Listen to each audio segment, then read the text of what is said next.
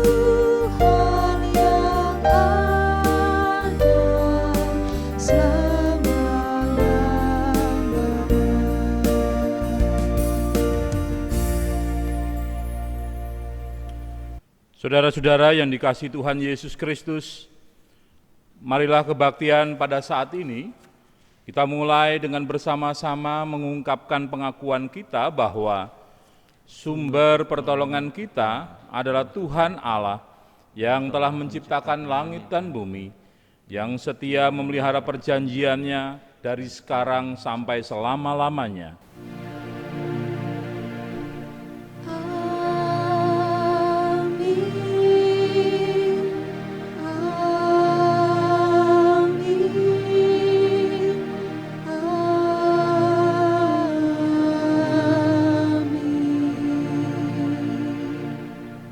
Kasih karunia, rahmat dan damai sejahtera dari Allah Bapa dan Tuhan Yesus Kristus menyertai saudara semua.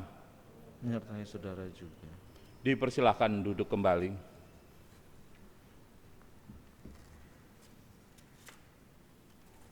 Saudara-saudara yang dikasihi Tuhan, mari kita memuji namanya yang agung dengan menyanyikan Kidung Jemaat nomor 10, bait pertama dan bait kedua, Pujilah Tuhan Sang Raja.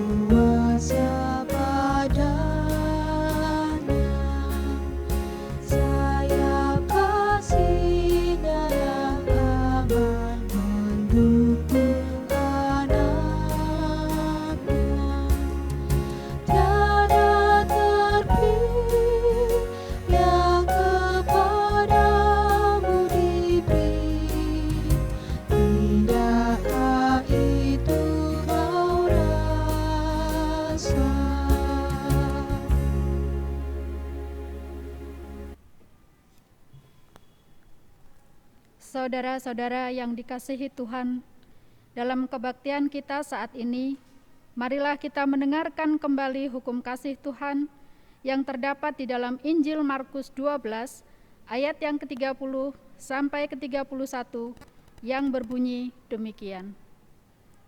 Jawab Yesus, hukum yang terutama ialah, dengarlah hai orang Israel, Tuhan Allah kita, Tuhan itu Esa. Kasihilah Tuhan Allahmu dengan segenap hatimu dan dengan segenap jiwamu dan dengan segenap akal budimu dan dengan segenap kekuatanmu. Dan hukum yang kedua ialah, kasihilah sesamamu manusia seperti dirimu sendiri. Tidak ada hukum lain yang lebih utama daripada kedua hukum ini. Saudara yang dikasihi Tuhan Yesus Kristus, bercermin dari firman Tuhan ini menjadi nyata bahwa kita semua sebagai anak-anaknya belum mampu melaksanakan kehendak Tuhan dengan baik. Marilah kita ungkapkan penyesalan kita secara berbalasan. Ya Tuhan, Engkau Maha mengetahui keberadaan kami, betapa kami lemah dan tidak sempurnanya kami dalam menanggapi kasih-Mu yang demikian agung dan sempurna. Ya Yesus, ampuni dan tolonglah kami. Ya Yesus, tolonglah, hapuskan dosaku, dan dari nafsu dunia, lepaskan hamba-Mu. Dalam kelemahan kami berseru kepadamu ya Tuhan. Sesungguhnya Engkaulah sumber kekuatan yang tak tertandingi dalam kehidupan kami. Ya Yesus, dengarlah seruan hatiku, lengkapi aku yang lemah sebagai leskarmu. Kami mohon Engkau beserta kami selalu, agar kami dapat berjuang melakukan kehendak-Mu dalam segala keadaan yang kami alami. Ya Yesus yang menang, sertai hamba-Mu di lisan sengsara dan perang, percaya yang teguh. Pimpinlah kami ya Tuhan, agar jalan hidup kami tidak tersesat. Ya Yesus, pimpinlah, tetaplah Engkau dekat, supaya akan lebih dekat, janganku tersesat. Hanya dalam kuasa-Mu kami menang dalam perjuangan melawan kuasa si jahat yang selalu mengancam dan hendak membawa kami pada kebinasaan dan kesia-siaan hidup. Ya Yesus, lihatlah serangan seteru, lumpuhkanlah senjatanya dengan kuasa-Mu. Limpahkanlah sukacita-Mu memenuhi hati kami ya Tuhan, agar kami dapat menjalani kehidupan ini dengan penuh makna. Ya Yesus penebus, berilah akhirnya kesukaan-Mu yang kudus di negeri Baghdad.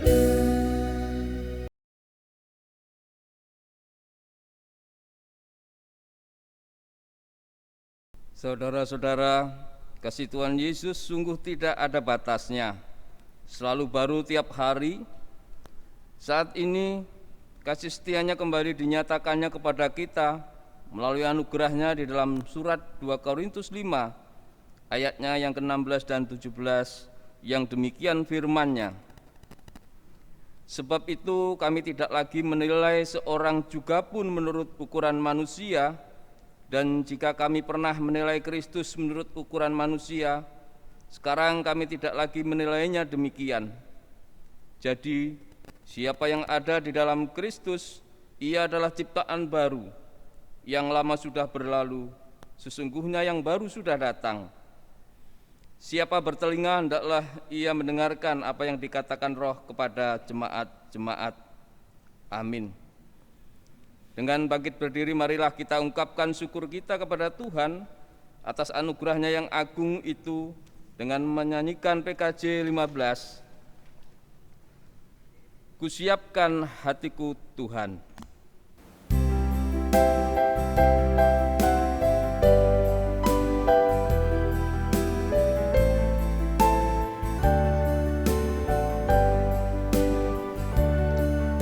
Kusiapkan hatiku Tuhan menyambut firman-Mu saat ini.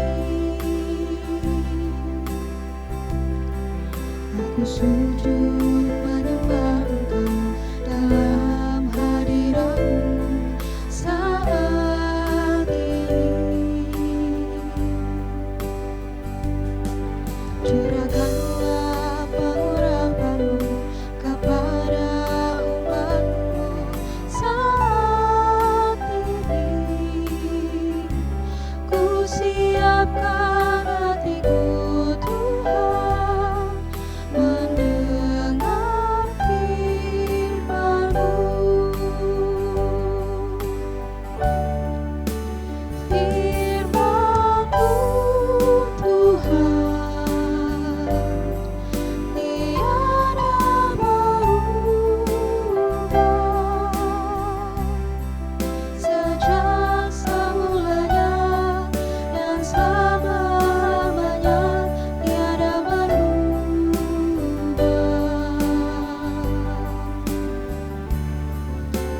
Firman-Mu Tuhan penolong hidupku.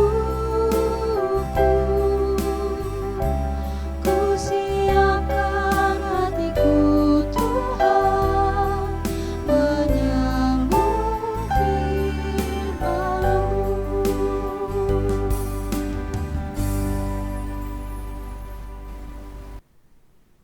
Saudara-saudara dipersilahkan duduk kembali. Sebelum kita membaca dan merenungkan firman-Nya, mari kita bersama mohon pertolongan Tuhan di dalam doa. Mari kita bersama berdoa. Bapa di dalam sorga yang mulia, kami datang menyembah dan memuji-Mu, bersyukur untuk setiap penyertaan dan pemeliharaan-Mu yang boleh kami rasakan, karena melalui firman-Mu, Engkau mengajar dan menuntun kami, agar hidup kami senantiasa seturut dengan kehendak-Mu dan ada di dalam rancangan-Mu. Saat ini, dalam ibadah kami menyiapkan kembali hati dan pikiran kami untuk menerima, mendengarkan firman Tuhan.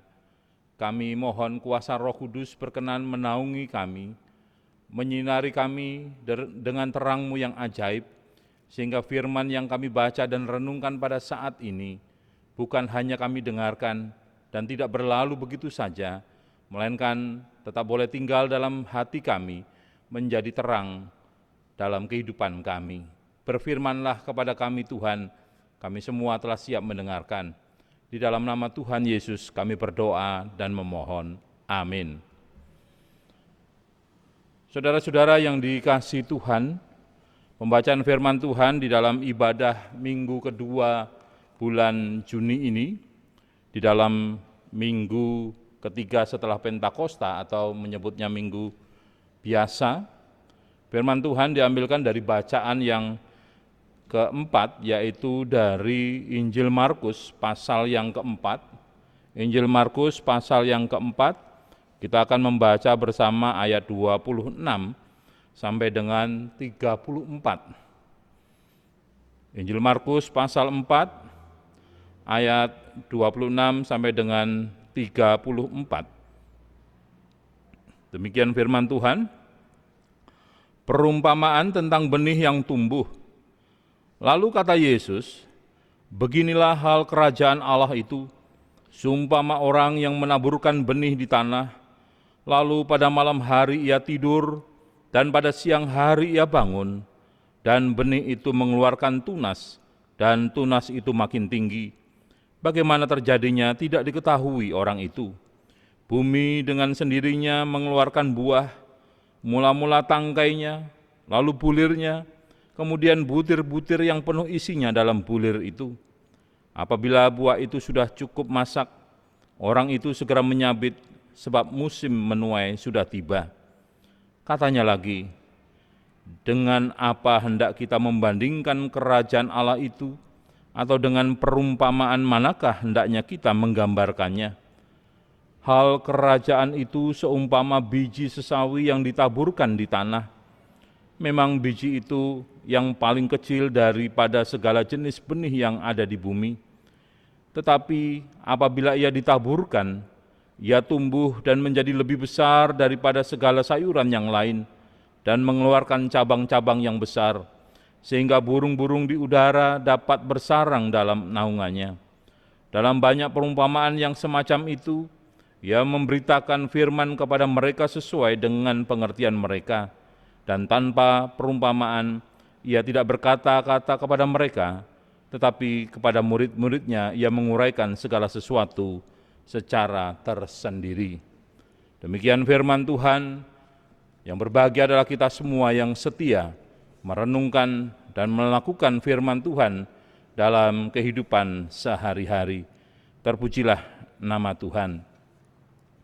Bapak Ibu Saudara-saudaraku yang dikasihi Tuhan, judul khotbah pada saat ini adalah hidup di bawah kedaulatan Allah.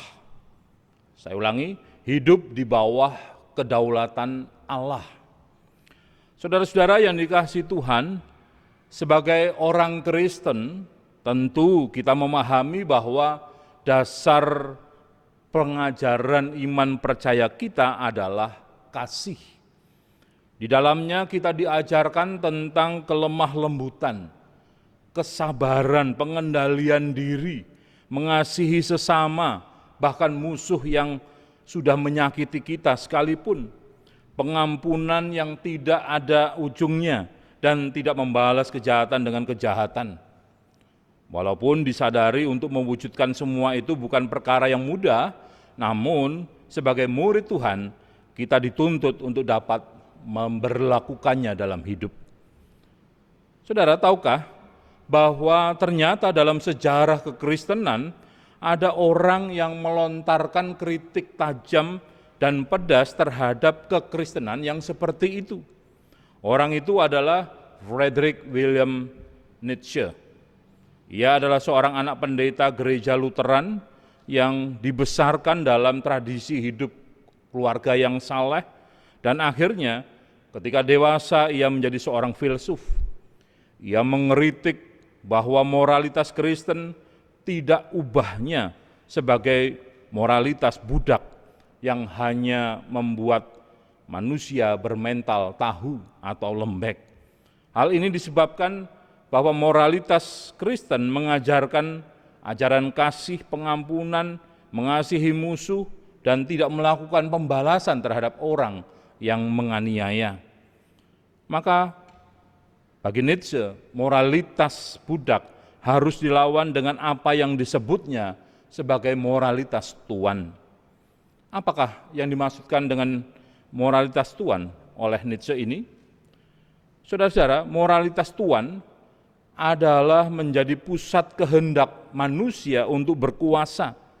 Moralitas tuan mengesahkan adanya kekuatan untuk kekuasaan. Maka moralitas Kristen tidak diperlukan lagi, bahkan Tuhan tidak dibutuhkan lagi dalam hidup. Moralitas tuan akan melahirkan manusia baru yaitu manusia yang dalam hidupnya harus memiliki kekuasaan. Dengan kata lain, dengan kekuasaan yang ada itu manusia bisa menguasai sesamanya. Siapa yang kuat, dialah yang menang. Terhadap kritik yang tajam dan pedas ini, iman Kristen menghadapinya dengan sebuah sikap jelas bahwa tidak akan pernah memberi kata sepakat dan sependapat dengan Nietzsche. Apa jadinya kalau kelangsungan kehidupan manusia di dunia ini ditentukan oleh pertarungan hukum rimba yang tidak segan-segan melibas siapapun dan tanpa ampun. Manusia dapat menjadi predator bagi sesamanya, karena untuk bertahan hidup, ia harus membunuh dan memakan sesamanya. Kehidupan tidak didesain sebagai lahan cinta kasih, namun membangun panggung kuasa. Perang antar anak manusia menjadi warisan turun-temurun yang jauh dari kata selesai, dan pada akhirnya akan melahirkan orang-orang kuat atau manusia super yang menahbiskan dirinya sebagai pemenang. Para pemenang ini masih harus bertarung sampai ada pemenang tunggal, dan pemenang tunggal itu pun lama-kelamaan akan mati karena naturnya. Dengan demikian hukum rimba adalah hukum kebinasaan. Saudara-saudara, menempatkan kekuatan dan kekuasaan sebagai faktor penentu kehidupan adalah tidak ubahnya kalau kita merakit sebuah bom waktu yang dapat meledak sesuatu waktu dan tentu juga akan membinasakan yang meledakkannya. Iman Kristen memahami bahwa kehidupan ini sebagai anugerah Tuhan sehingga harus dihidupi dengan anugerah Tuhan juga. Memberlakukan kasih dan pengampunan adalah model menghidupi kehidupan ini dengan anugerah Tuhan tersebut. Spiritualitas Kristen tidak bisa tidak adalah spiritualitas Yesus Kristus, yaitu spiritualitas kehambaan dan bukan kekuasaan. Menghayati hidup sebagai anugerah Tuhan adalah menghayati bahwa hidup ini memang digerakkan oleh kedaulatan Tuhan, bukan kedaulatan otoriter, melainkan kedaulatan cinta kasih kepada umatnya. Kedaulatan Tuhan adalah jalan kehidupan yang harus dinikmati atau dijalani oleh setiap manusia. Bapak, Ibu, Saudara-saudaraku yang dikasihi Tuhan, kembali kepada bacaan firman Tuhan tadi, kita melihat bahwa penulis kitab Injil Markus mengatakan, beginilah hal kerajaan Allah itu. Kerajaan Allah yang dimaksudkan di sini bukan hanya sekedar kerajaan milik Allah, tetapi jauh lebih substansial lagi dan luas, yaitu adalah kekuasaan Allah atau bila Allah memerintah sebagai raja. Pemerintahan atau kekuasaan Allah ini tidak sama dengan model kekuasaan yang diinginkan oleh Nietzsche tadi. Karena kekuasaan Allah tidak lahir dari hasrat ingin berkuasa dan menguasai, melainkan sejak dalam kekekalannya, Allah lah yang telah berdaulat penuh dalam kehidupan manusia yang Dia ciptakan. Kemudian kalau kita melihat ayat 26 sampai dengan 29, di sana dijelaskan bahwa hal kerajaan Allah itu seumpama orang yang menaburkan benih gandum pada malam hari. Itu dilakukannya di tanah, menanamkan benih di tanah, dan dilakukan pada malam hari, pada saat manusia itu sedang tidur. Siang hari ia bangun dan melihat benih itu mengeluarkan tunas yang terus meninggi, dan orang itu tidak mengetahui bagaimana proses yang sudah terjadi dalam benih itu semalaman. Ada penyebutan waktu yang secara khusus disebutkan, yaitu pada waktu malam, ketika manusia tidur dan tidak sedang beraktivitas. Di sini menggambarkan bahwa Allah tetap bekerja sekalipun manusia itu sedang beristirahat.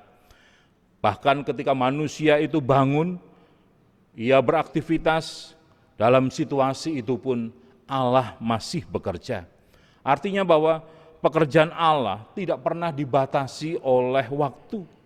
dan Ia adalah Allah yang tidak pernah beristirahat, Allah yang tidak pernah tidur. Maka benarlah kalau ada ungkapan Gusti mboten nate sari, Tuhan tidak pernah tidur, karena Ia terus mengontrol apa yang telah diciptakannya.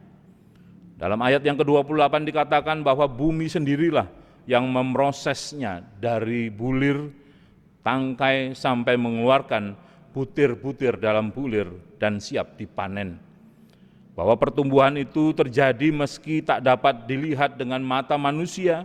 Yang menarik adalah ketika masa panen, orang itu diizinkan Allah untuk menyabit dan menuai hasil dari tanaman itu. Allah bekerja sedemikian rupa dan manusia diizinkan untuk menuai apa yang menjadi hasil pekerjaan Allah. Apa yang dimaknakan dalam perumpamaan ini tidak lain adalah kedaulatan Allah. Allah yang berdaulat penuh tanpa intervensi manusia. Ia telah menciptakan ruang kehidupan bagi benih gandum itu sampai masa siap panen. Lalu pada ayat 30 sampai dengan 34, Tuhan Yesus kembali menggambarkan dalam perumpamaan bahwa kerajaan Allah seumpama biji sesawi yang ditaburkan di tanah. Kita tahu bahwa biji sesawi meskipun digambarkan sebagai biji yang paling kecil di antara semua jenis benih yang ada, namun ketika ditaburkan di tanah, dia akan tumbuh melebihi jenis sayuran, bahkan ketinggiannya bisa mencapai 3 meter. Artinya bahwa di dalam kedaulatan Allah, apa yang dianggap kecil, sepele oleh manusia, bisa diubah menjadi besar, dan itu tidak pernah terbayangkan dalam pemikiran manusia. Apa yang mungkin tak pernah diperhitungkan bisa menjadi sesuatu yang sangat dibutuhkan. Seperti biji sesawi yang kecil, ketika Allah memberikan pertumbuhan, ia bisa bertumbuh menjadi besar dan bahkan menjadi tempat bersarang burung-burung di udara. Pada contoh biji sesawi ini ada perluasan makna. Kalau benih yang tumbuh, kisahnya berakhir pada Allah yang memberikan kesempatan kepada orang itu untuk menuai, maka pada perumpamaan biji sesawi, pohon itu bisa berdampak baik pada makhluk hidup yang lainnya.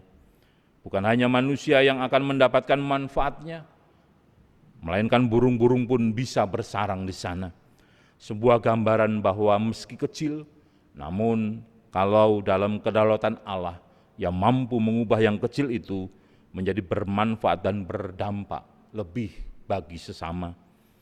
Bapak, Ibu, Saudara-saudaraku yang dikasihi Tuhan, lalu apa yang bisa kita petik dari kisah Injil Markus 4 ayat 26 sampai 34 ini?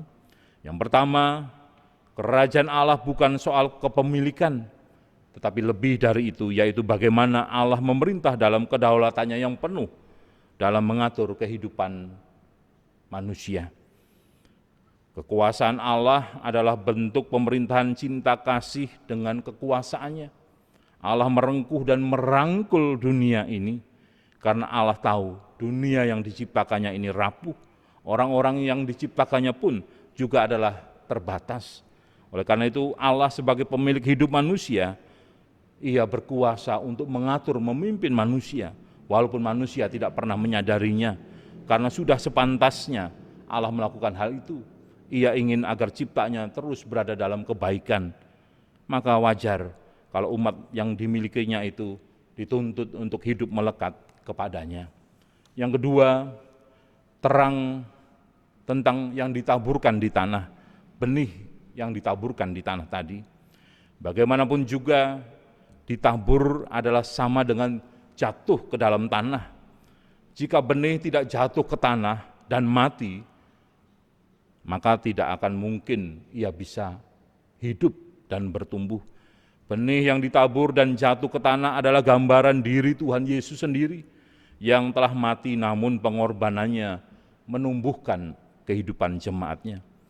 Pada akhirnya bukanlah sebuah kebetulan kalau memang pembaca Injil Markus pada waktu itu adalah orang-orang Kristen yang hidup di bawah bayang-bayang kekuasaan yang menekan mereka. Penderitaan memang sesuatu yang tidak diinginkan dengan sengaja oleh orang-orang Kristen, setidaknya pada masa itu. Namun demikian, penderitaan tidak bisa dielakkan begitu saja. Malahan penderitaan menjadi bagian utuh dari jalan salib, yang pada akhirnya menjadikan penderitaan sebagai bentuk penerjemahan nilai-nilai cinta kasih Kristus, yaitu kasih dan pengampunan. Penderitaan yang dihidupi oleh nilai-nilai kasih Kristus akan menjadikan kehidupan umat Tuhan menjadi semakin bertumbuh, karena penderitaan adalah keteladanan. Dalam makna yang kedua ini, rupanya tulisan Rasul Paulus dalam surat 2 Korintus 5 ayat 6 sampai dengan 17 memberikan dukungan tentang peneguhan itu, bahwa Kristus telah mati seperti benih yang jatuh ke tanah untuk semua orang, dan supaya setiap orang yang percaya tidak hidup untuk dirinya sendiri lagi, melainkan ia hidup untuk Kristus yang telah dibangkitkan bagi mereka semua.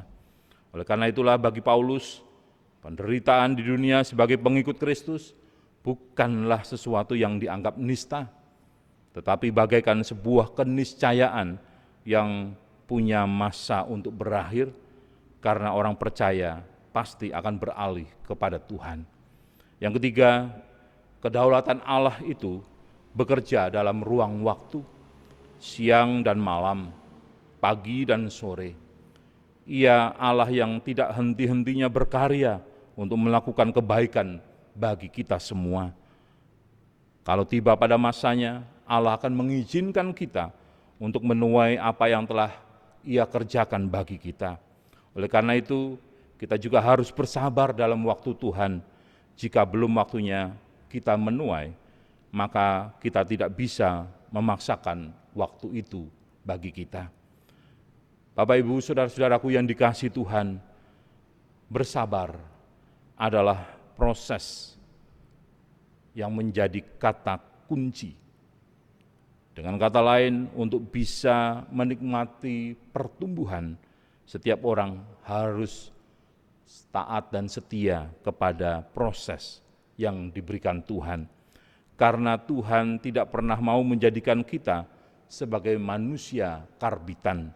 Ia mau memproses kita seturut dengan rancangannya. Karena setiap rancangan Tuhan atas kehidupan kita pasti baik adanya. Pada sisi lain, kita perlu mencermati kita ada pada masa apa, baru bertumbuh atau sudah siap untuk dituai, dan menjalani kehidupan ini sesuai dengan waktunya. Kalau kita baru bertumbuh, belajarlah untuk melihat proses pertumbuhan itu dan bersabarlah pada proses itu. Bisa jadi di dalam proses itu kita akan menghadapi badai angin yang meniup kita dan bisa menerbangkan kita.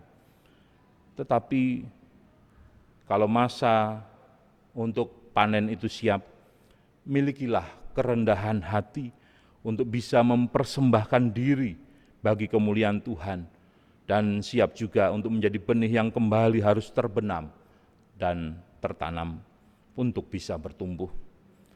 Apapun masanya, semuanya tetap ada dalam kedaulatan Tuhan yang mempunyai keindahannya sendiri. Yang tidak boleh dilupakan, ketika kita membiarkan Allah berdaulat atas hidup kita, Ia tidak hanya memberikan ruang bagi kita untuk menuai demi kehidupan kita, Ia juga membuat hidup kita akan berdampak luas bagi sesama. Sekecil apapun tindakan yang kita lakukan atas dasar kasih kepada sesama dan di bawah kedaulatan Allah, itu semua akan menjadikan kita menjadi berkat kehidupan bagi orang-orang yang ada di sekitar kita, yaitu terus menyatakan kasih Allah dalam kehidupan di dunia ini. Allah ingin agar kita terus setia pada proses yang ada.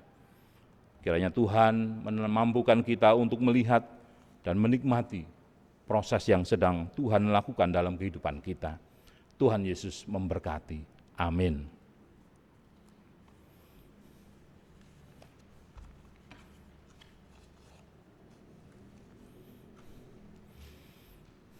Bapak Ibu Saudaraku yang dikasihi Tuhan, mari kita bersama berdoa. Mari kita berdoa.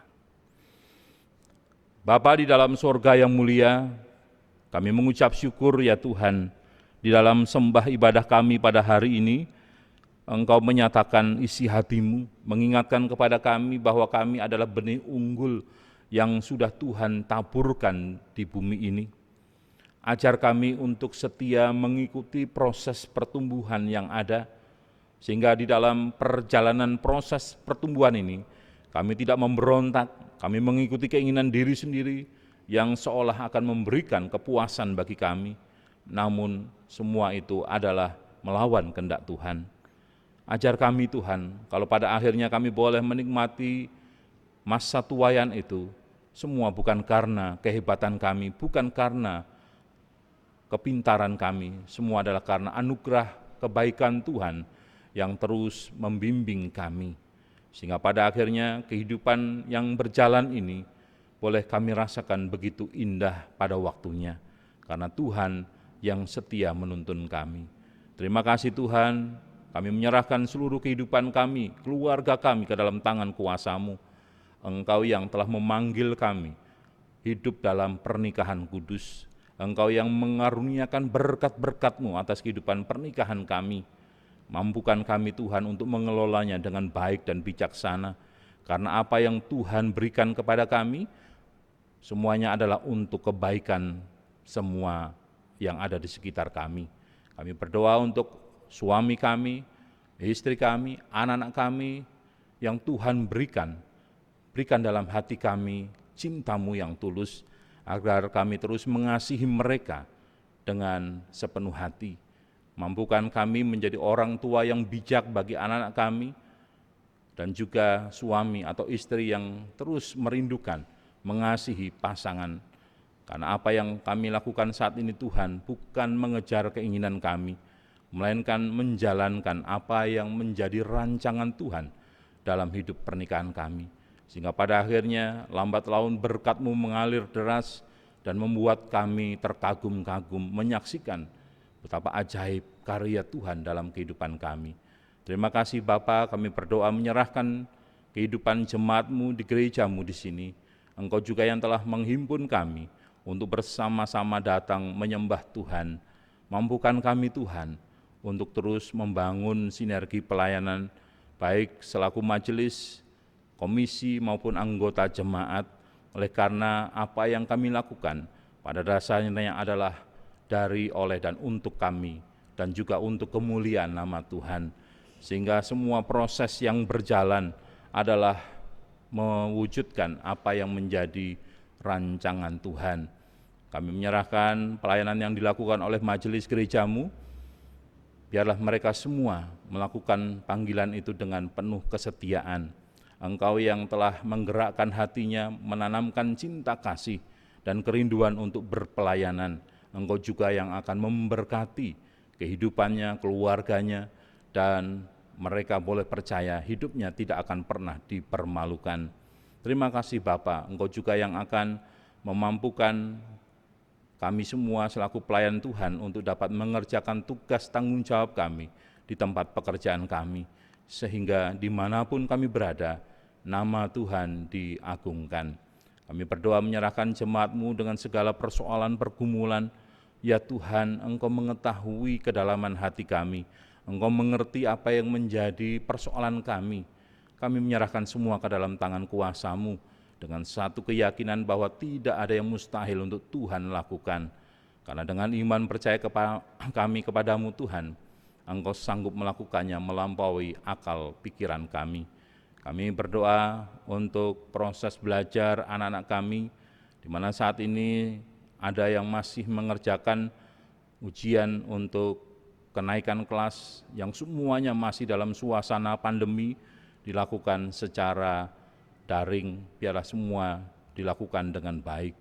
Mampukan anak-anak kami untuk memahami proses itu, belajar, mengerti, mendengar melalui sebuah media sosial, sehingga pada akhirnya anak kami juga akan menyadari peran dari media sosial yang positif untuk memberikan pengajaran kepintaran bagi mereka dan akan memanfaatkannya untuk hal-hal yang membangun kehidupan. Demikian juga Bapak Ibu guru yang menyiapkan materi agar bukan hanya menyiapkan, tapi sungguh-sungguh memikirkan bagaimana materi ini dapat ditransfer di dalam pemikiran anak-anak dan mengerti apa yang menjadi tujuan proses pembelajaran itu. Bapa di surga, kami juga berdoa bagi saudara-saudara kami yang sakit, mereka yang lama terbaring, lemah, mereka yang ada dalam perawatan baik di rumah sakit, di rumah, atau bahkan mereka yang terpapar COVID-19. Kami menyerahkan ke dalam tangan kuasa-Mu. Kami percaya berkat Tuhan tidak pernah salah. Engkau senantiasa mengerjakan kebaikan di dalam kehidupan mereka untuk kesembuhan mereka. Kami juga berdoa ya Tuhan, menyerahkan pelayanan yang dilakukan oleh gereja-Mu GKSBS, baik sinode klasis-klasis yang ada, yang tersebar di Sumatera bagian selatan ini. Mampukan kami untuk terus membangun sinergi pelayanan yang ada dan percaya bahwa Tuhan menempatkan GKSBS di Sumatera bagian selatan ini untuk membangun kemuliaan Tuhan dan juga membangun kesehatian bersama dengan umat yang lain dalam rangka hidup bersama. Terima kasih Bapa. Kami juga berdoa untuk bangsa dan negara kami, situasi politik yang ada. Kami percaya Tuhan Engkau tidak akan pernah membiarkan situasi bangsa kami mengarah kepada kehancuran. Para pihak yang mencoba membangun kehidupan yang salah, kehidupan yang didasarkan atas kekacauan, semuanya kami percaya Tuhan menghalau itu semua dari kehidupan bangsa kami, sehingga kehidupan yang baik akan senantiasa boleh dirasakan oleh masyarakat luas. Kami berdoa untuk pemimpin bangsa kami, Bapak Presiden Joko Widodo, Tuhan berkati dan biarlah apa yang telah diupayakannya selama 5 tahun dan membawa hasil dan tindak lanjuti di 5 tahun berikutnya ini akan terus membawa dampak perubahan, pembangunan sarana fisik yang membangun kelancaran proses pertumbuhan ekonomi rakyat. Semuanya Tuhan akan memberikan dampak bagi kesejahteraan masyarakat negeri ini. Terima kasih Bapa di surga, banyak hal hendak kami naikkan kepada Tuhan melalui doa dan permohonan kami dalam syafaat ini. Namun dalam segala keterbatasan kami mohon pengampunan-Mu, biarlah semuanya itu kami naikkan di dalam saat doa pribadi kami masing-masing. Ampuni dosa dan kesalahan kami Bapa. Inilah doa dan kerinduan kami yang semuanya kami naikkan kepadamu Bapa, di dalam nama Tuhan Yesus Kristus Juru Selamat kami yang hidup, yang oleh kuasa Roh Kudus menuntun kami, mengajarkan kami untuk kami bisa berdoa seperti yang Tuhan Yesus ajarkan. Bapa kami yang ada di sorga, dikuduskanlah namamu, datanglah kerajaan-Mu, jadilah kehendak-Mu di bumi seperti di sorga. Berikanlah kami pada hari ini makanan kami yang secukupnya, dan ampunilah kami akan kesalahan kami, seperti kami juga mengampuni orang yang bersalah kepada kami.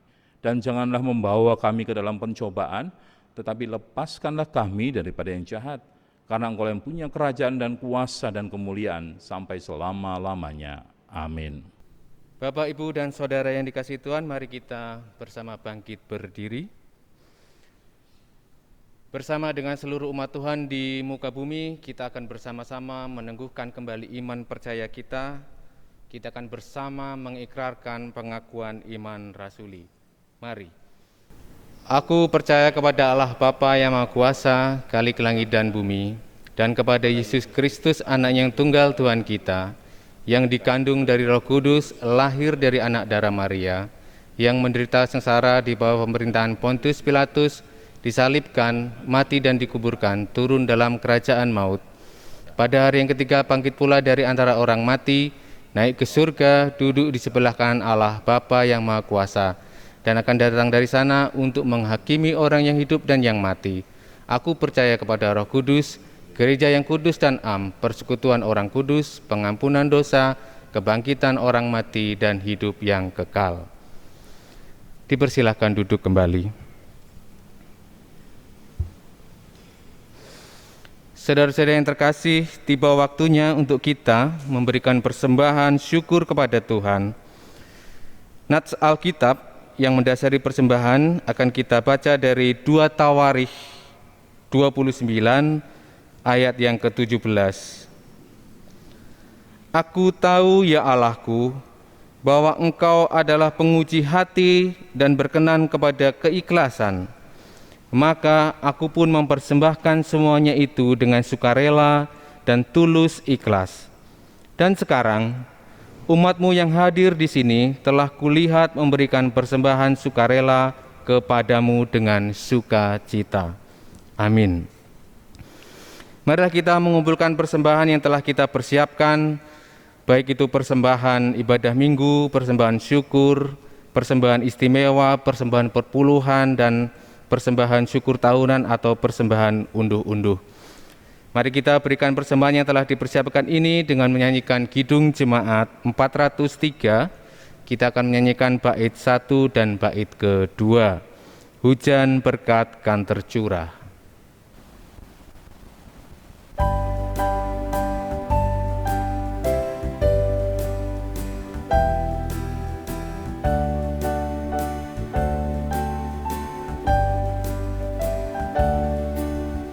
Hujan berkat kan tercurah,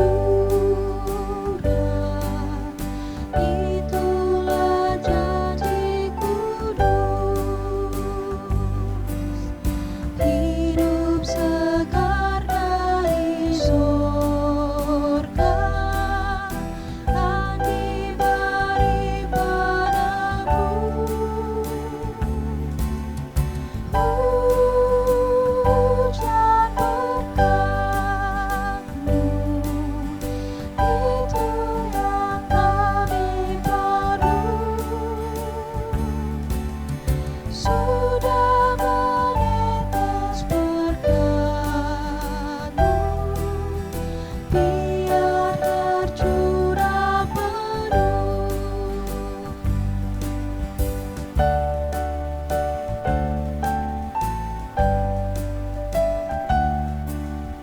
Hujan berkat kan tercurah,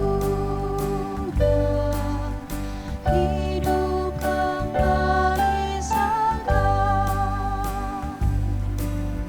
Di atas bukit dan murah, bunyi derai terdengar.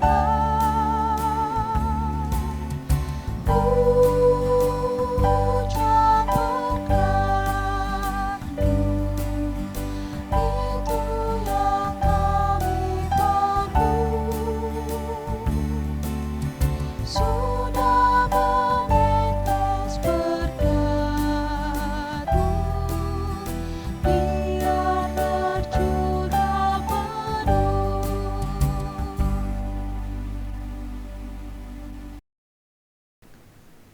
Bapak Ibu diundang untuk bangkit berdiri, kita akan bersama-sama berdoa untuk persembahan yang sudah kita perkumpulkan.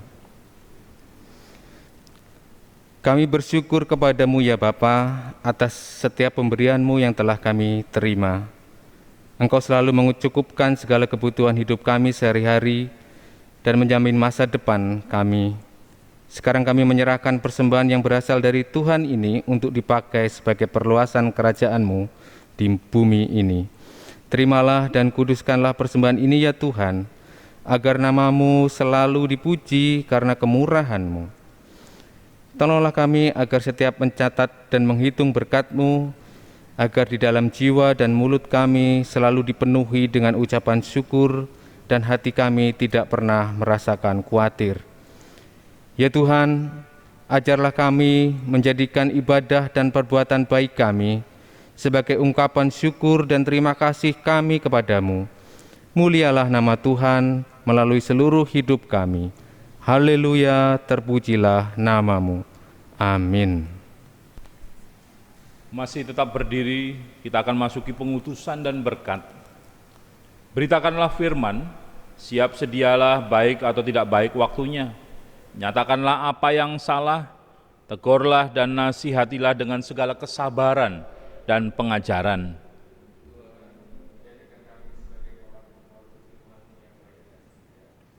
Sekarang, arahkanlah hati dan pikiranmu kepada Tuhan dan terimalah berkat Tuhan. Tuhan memberkati saudara dan melindungi saudara. Tuhan menyinari saudara dengan wajah-Nya dan memberi saudara kasih karunia. Tuhan menghadapkan wajahnya kepada saudara dan memberi saudara-saudara damai sejahteranya dari sekarang sampai selama-lamanya.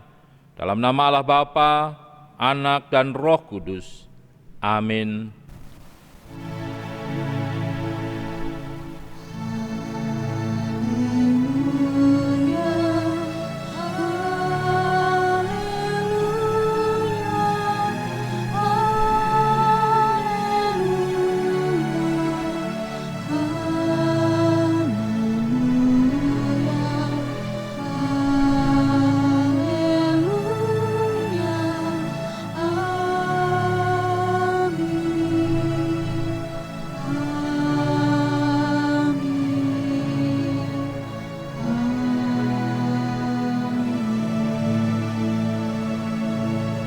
Jemaat terkasih, dengan tetap berdiri, mari kita bersama-sama menyanyikan pujian penutup kita. Nyanyian pengutusan dari Kidung Jemaat nomor 376, bait yang pertama kita nyanyikan, Ikut Dikau Saja Tuhan.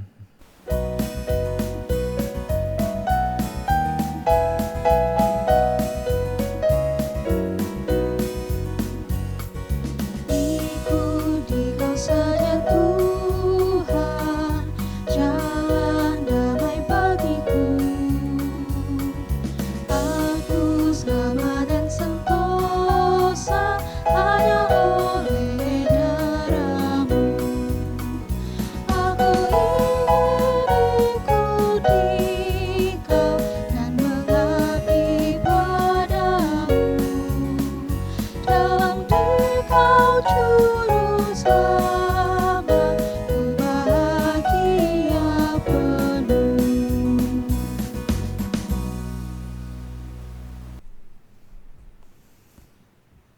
Jemaat dipersilakan duduk kembali.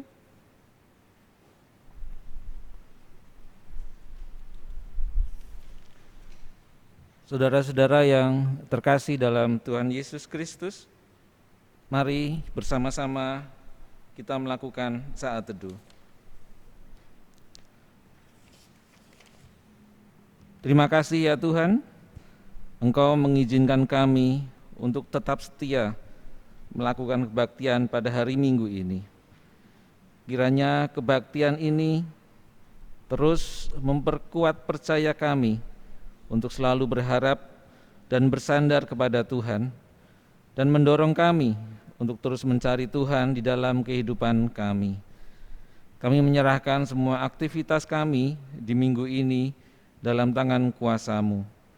Terpujilah Tuhan, di dalam nama Tuhan Yesus Kristus kami berdoa dan mengucap syukur. Amin. Jemaat terkasih, demikianlah kebaktian kita pada minggu ini. Kiranya firman Tuhan yang sudah kita terima memberkati kehidupan kita dan keluarga kita semua. Saudara-saudara terkasih, persembahan yang telah dikumpulkan bisa diserahkan kepada majelis di wilayahnya masing-masing. Percayalah bahwa persembahan yang telah kita serahkan kepada Tuhan ini tidak akan mengurangi berkat dari Tuhan dalam hidup kita, tapi justru Tuhan akan terus memberkati kehidupan kita semua.